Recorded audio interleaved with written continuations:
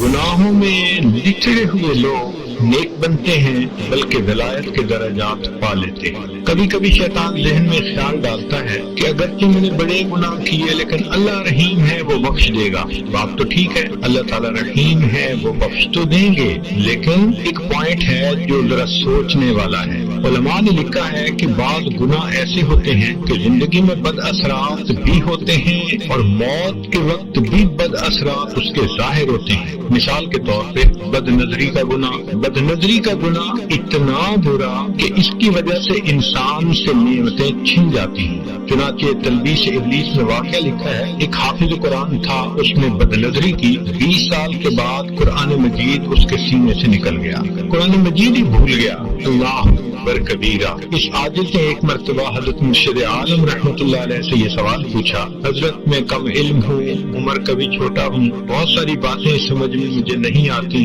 اگر آپ اجازت دیں تو میں آپ سے پوچھ لیا کروں۔ فرمایا پوچھو۔ تو میں نے یہ سوال پوچھا کہ حضرت یہ جو واقعہ لکھا ہے کہ ایک حافظ قرآن تھا، اس نے شہوت کی نظر سے کسی کو دیکھا، 20 سال کے بعد قرآن پاک بھول گیا، یہ بہت بڑی سزا ہے ایک گناہ پر۔ تو حضرت مرشد عالم رحمۃ اللہ علیہ نے جواب دیا کہ اصل معاملہ یہ ہے، یہ جو محبت کا معاملہ ہے یہ اللہ کی غیرت کا معاملہ ہے۔ اللہ تعالیٰ چاہتے ہیں کہ انسان اپنے دل میں اپنے اللہ کو بسائے، اس کی ساری محبتیں اللہ کے لیے، چاہتے اللہ کے لیے۔ جب یہ محبت اور چاہت اللہ کی بجائے انسان خلاف شرع کسی اور کی طرف کرتا ہے تو ایسے ہی ہے جیسے بیوی کو غیر عورت کی طرف خاوند دیکھے تو غیرت آتی ہے، وہ تڑپ جاتی ہے، کیوں میرا خاوند دیکھ رہا ہے۔ اللہ تعالیٰ بھی اس پر غیرت فرماتے ہیں، اور یہ اللہ تعالیٰ کی غیرت ہی کا معاملہ ہے کہ دوسرے کو کہنا I love you، میں تمہارے بغیر رہ نہیں سکتا،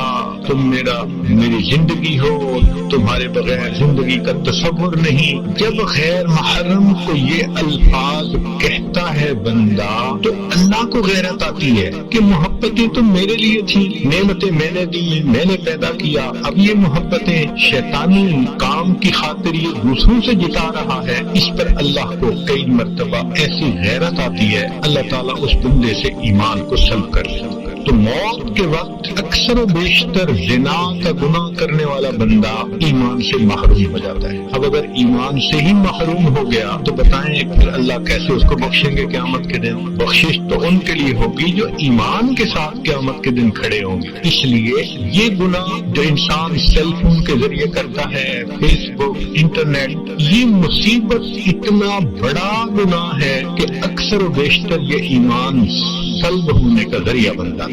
اس گناہ سے بہت زیادہ بچنے کی ضرورت ہے۔ ہم نے دیکھا ہے کہ بعض لوگ میسیجز اتنے میسیجز کرتے رہتے ہیں، کبھی اس کو کبھی اس کو، اللہ اکبر کبیرہ، میسج کر کر کے جہنم خریدتے ہیں، کالیں کر کر کے جہنم خریدتے ہیں، غیر سے اپنی محبت کا اظہار کر کر کے اللہ کی محبت سے محروم ہوتے ہیں۔ اس لیے اس گناہ سے سچی توبہ کرنی ضروری ہے۔